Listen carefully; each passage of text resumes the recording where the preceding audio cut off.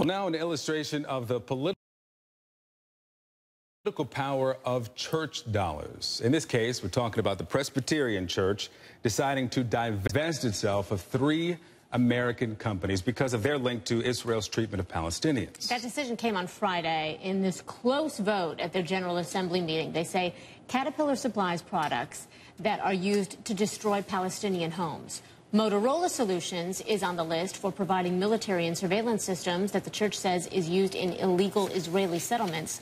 And Hewlett-Packard was targeted for providing technology that helps enforce the naval blockade of Gaza. So in all, this comes to about $21 million out of more than $1 billion in church investments.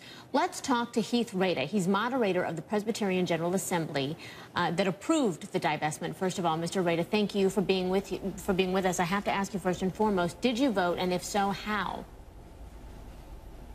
I did not vote on this particular occasion. Do you agree with the decision to divest? Actually, it's my responsibility to affirm the work of the church. In this regard, I feel that I do support what the church has done. I think it's important for a statement to be made, but it is also important for it to be recognized as not an action against our brothers and sisters of the Jewish faith. Yeah, Mr. Rada, you did say that. I know immediately after the vote you said in no way is this a reflection for our lack of love for our Jewish sisters and brothers. But one of your elders, one of your elder commissioners, Sid Batts, said divestment has the symbolic power to humiliate our Jewish friends in this country. So if you put yourself in the shoes of the Jewish community, how would you not see this as something that's separating you or that is humiliating? Well, I think that kind of a statement is inflammatory. I don't think that represents the sentiment of what our commissioners were feeling.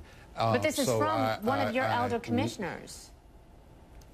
I understand it, but we're about 650 elder commissioners, and I don't think that one is representative of the sentiment or the feeling that I heard expressed and saw and was engaged in. I also want to point out, you say more than 650. The vote was, the decision to divest won by what, 7 or 8 votes? So this was a very highly divided vote. So I want to go to one of the other points you talked about, a political statement. $21 million out of more than $1 billion. This is just a statement, correct?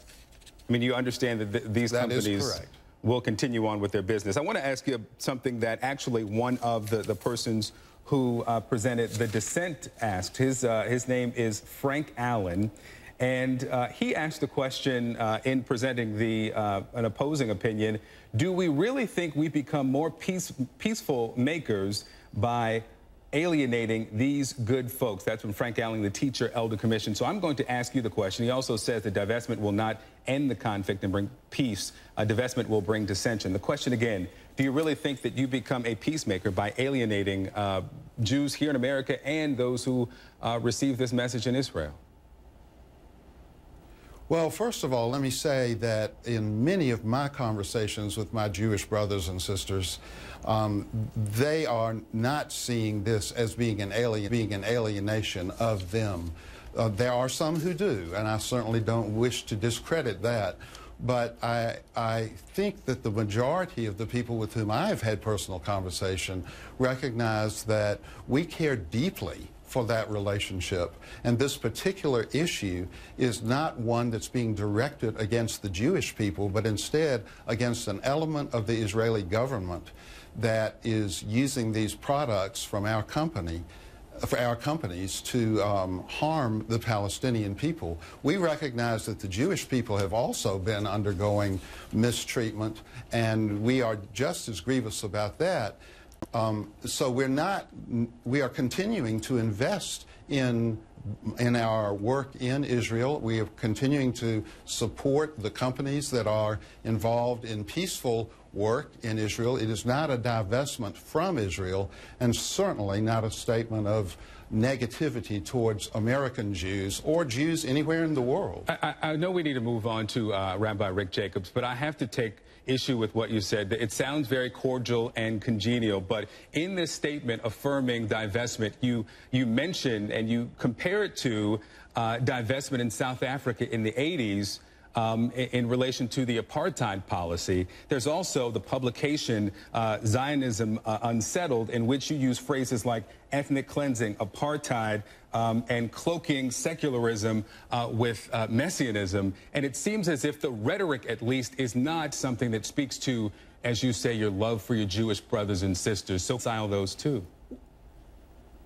I'll be glad to, Victor. First of all, our General Assembly distanced itself by saying we do not support the statements that were in Zionism Unsettled. We as a denomination do not affirm that terminology and that use. But you're still selling it on the Presbyterian USA website. It still is a teaching guide on your website. I looked at it this morning. It still is available, but there are some elements of that over which we don't have control. That is being explored right now to see how we're going to handle that in the future. And the second part is, in regard to the apartheid, the relationship there is the fact that pressures against the South African government did help to bring about an end to mistreatment. That's the relationship that we're talking about here. Can you explain how you don't have control? You either sell it or you don't. The statement, go ahead. The Zionism Unsettled? Yes. All I'm saying is that has been on our list. We've been here at the General Assembly. It takes a bit of time for us to be able to move forward on what is going to continue to be sold and what is not.